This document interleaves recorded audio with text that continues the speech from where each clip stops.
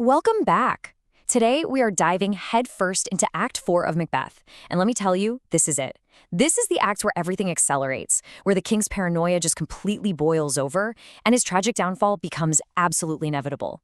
This is the point of no return. So, we open with probably the most famous witches in all of literature chanting their iconic spell. But, this isn't just some spooky rhyme for Halloween. Double, double, toil and trouble is a literal curse. It's a promise that anyone who gets tangled in their web is going to face twice the hardship, twice the pain. What an ominous way to start things off for our king. And guess who shows up right on cue? Macbeth himself. The witches can feel him coming, and in one of the most bone-chilling lines of the entire play, one of them says she knows he's near by a tingling in her thumbs. And what does she call him? Something wicked. Just think about that. He's no longer just a man who's consulting with evil. He is the evil that's coming. Now, Macbeth is desperate, he's paranoid, and he demands answers about his future. So the witches agree to show him 4 ghostly visions they call apparitions.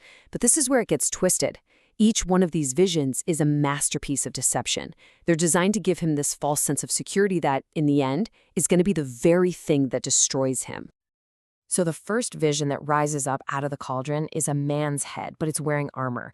It's this really clear, brutal symbol of the constant war and violence that have come to define Macbeth's entire reign. And the message it delivers is just as direct, just as brutal. It screams out a warning: beware, Macduff, beware the Thane of Fife. Now, of course, this plays perfectly into the paranoia that's already eating Macbeth alive. But here is the deadly trap. Macbeth hears a simple warning: you need to get rid of Macduff before he gets rid of you. But the hidden, terrible reality is that the armed head is a vision of Macbeth's own future. It's his head after it's been chopped off by Macduff. The warning isn't just about his crown, it's about his life. Okay, so next up is something even more disturbing. A bloody child appears. Now, while the image itself is really unsettling, the prophecy that comes with it seems to just wipe away all of Macbeth's fears in an instant. I mean, can you imagine hearing this? It's exactly what Macbeth wants to hear. Be bold, be vicious, laugh at your enemies. Why? Because no man who was born from a woman can ever possibly harm you. It sounds like he's invincible. And of course, Macbeth hears this and thinks, well, that's it then, I'm untouchable. Because, every man is born from a woman, right? But this is a brilliant, deadly piece of wordplay.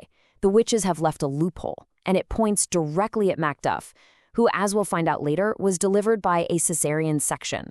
He was, quote, from his mother's womb untimely ripped, and therefore not technically of woman born. So Macbeth is feeling pretty good right now, and this third vision just piles on the confidence. A child appears, and this one is wearing a crown and holding a tree branch. It seems to be another symbol that his reign is secure and his royal line will last. And the prophecy sounds like an absolute guarantee of power forever. Macbeth will never be defeated until an entire forest, Birnam Wood, physically gets up and marches up a hill to his castle at Dunsinane. And this just perfectly illustrates the trap. Macbeth just laughs it off. I mean, a moving forest, come on, that's impossible. So he feels completely safe. But the hidden truth, of course, is that this prophecy is foretelling a military strategy. His enemies are going to cut down branches from Birnam Wood and use them as camouflage to disguise their numbers as they march on his castle. So the forest will come to Dunsinane. Feeling emboldened, Macbeth pushes his luck and asks one last question, the one that has been absolutely eating him alive. Will Banquo's kids ever rule? And the vision the witches show him shatters all his confidence. He sees a line of 8 kings, and they all look just like Banquo. And Banquo's ghost is right there, smiling and pointing at them with pride. The last king is holding a mirror, showing that the line of kings will stretch on forever. It means all of Macbeth's murders were for nothing. And with that, the witches just vanish. They leave Macbeth furious, shaken, and confused. And right at that moment, Lennox comes in with the piece of news that is going to push the king completely over the edge. So let's just think about this. Let's put ourselves in his shoes. He's just been told he's basically invincible, but he's also just seen with his own eyes that his rival's family is going to take his throne. So how does he react when he finds out that his #1 enemy, Macduff, has just slipped through his fingers and fled to England? He makes a terrifying vow. He declares that from now on, the very first impulse he feels, the firstlings of his heart, will immediately become the first thing he does, the firstlings of the hand. No more hesitating, no more wrestling with his conscience, no more thinking, just pure, immediate, violent instinct. And what's his first impulse? It's monstrous. He decides to send murderers to raid Macduff's castle and to slaughter his entire family, his wife, his children, every single living person inside. This isn't a political move anymore. This is the act of a rabid tyrant. So now the play's focus kind of splits in two. On one hand, we're going to witness the absolutely horrific fallout from Macbeth's decision back in Scotland. And at the exact same time, we're going to see the forces of justice and rebellion starting to gather in England. The scene at Fife Castle is just heartbreaking. Lady Macduff feels totally abandoned by her husband. A messenger rushes in with a frantic warning to get out, but it's already too late. The murderers burst in, and when her brave little boy defends his father's honor, they stab him.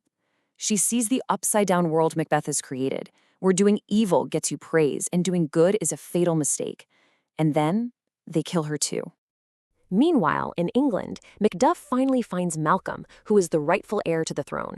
But Malcolm is smart, and he's cautious. He tests Macduff's loyalty by pretending that he would be an even worse king than Macbeth. But Macduff's reaction isn't political. It's just pure grief for his homeland. And he cries out, "Oh, Scotland, Scotland!" That raw emotion proves he's for real.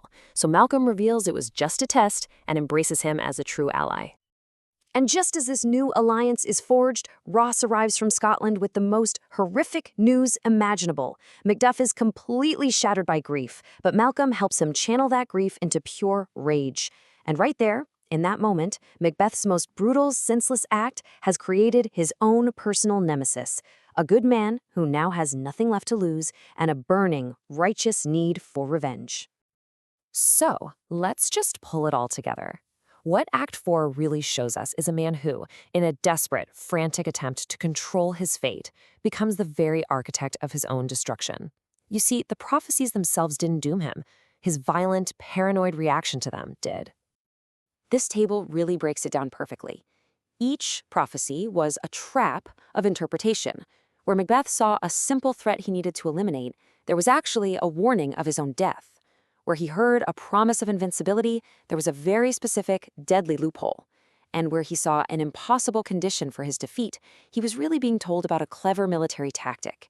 In every single case, his own ambition and fear blinded him to the truth that was hiding right there in plain sight. And that leaves us with this powerful question, doesn't it? In his desperate, bloody attempt to seize control of his own destiny, did Macbeth do anything more than just guarantee the very downfall he was trying so hard to avoid? Thanks for joining me to think about that one.